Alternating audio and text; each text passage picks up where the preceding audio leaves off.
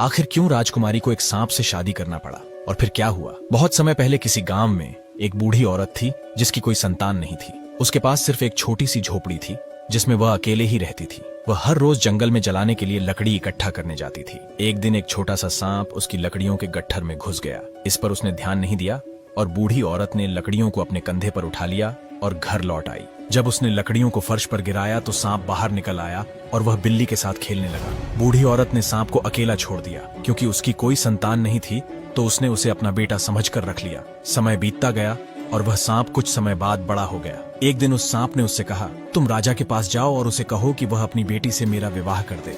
उस बूढ़ी औरत ने कहा, ठीक है मेरे बेटे, लेकिन तुम कैसे उम्मीद कर सकते हो कि राजा तुम्हें अपनी इकलौती बेटी देगा? तुम तो एक सांप हो। सांप ने कहा, इससे कोई फर्क नहीं पड़ता माँ, वैसे भी जाओ और हम देखेंगे कि राजा क्या कहता है। बूढ़ी औरत ने सांप के कहे अनुसार ही किया और राजा से मिलने चली गई। जब बूढ़ी औरत महल के द्वार के पास पहुंची, पहरेदार ने उससे पूछा कि उसे क्या चाहिए और राजा से उसका क्या काम है। उन्होंने उसे अंदर नहीं जाने दिया। फिर भी बूढ़ी औरत ने राजा से अकेले मिलने पर जोर दिया। आखिरकार पहरेदार ने उसे जाने की अनुमति दे दी। वह राजा के पास गई और उससे कहा, मैं इस बात से बहुत शर्मिंदा हूँ, लेकिन मैंने आपसे पूछने का वादा किया था, इसलिए मैं पूछूंगी। मेरा बेटा एक सांप है और वह आपकी बेटी से शादी करना चाहता है। जब राजा ने यह सुना तो वह क्रोधित हो गया और उसने बूढ़ी औरत को सीढ़ियों से नीचे धकेल दिया, जिससे उसके पैर में चोट लग गई। वह लड़खड़ाती हुई घर लौटी और सांप को कोसने लगी, क्योंकि अब वह अपंग हो गई थी। सांप ने उससे कहा, अपने पैर की चिंता मत करो, मैं इसे ठीक कर दूंगा, लेकिन तुम्हें अभी हार नहीं माननी चाहिए। फिर सांप ने एक अंगूठी निकाली, उस पर फूंक मारी और कहा, बूढ़ी औरत का पैर ठीक हो जाए। तुरंत उसका पैर ठीक हो गया।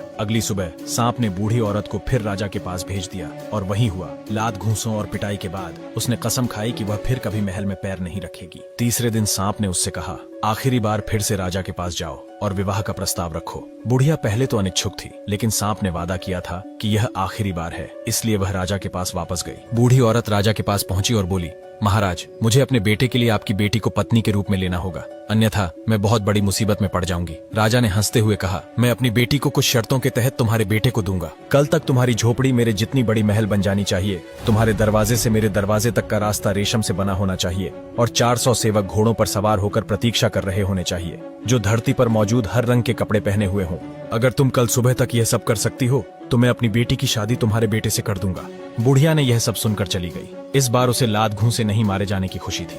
उसने सांप को बताया कि राजा ने क्या कहा था और सांप ने कहा, बस इतना ही, सब कुछ समय पर तैयार हो जाएगा। जब आधी रात हुई तो सांप ने एक अंगूठी निकाली और उस पर फूंक मारी और कहा, बुढ़िया की झोपड़ी राजा के महल से भी बड़े महल में बदल जाए, हमारे दरवाजे और राजा के दरवाजे के बीच का रास्ता रेशम से बन जाए और हर रंग के कपड़े पहने हुए घोड़े पर सवार 400 सेवक हमारी आज्ञा का इंतजार करें। इतना कहते ही झोपड़ी एक भव्य महल में बदल गई।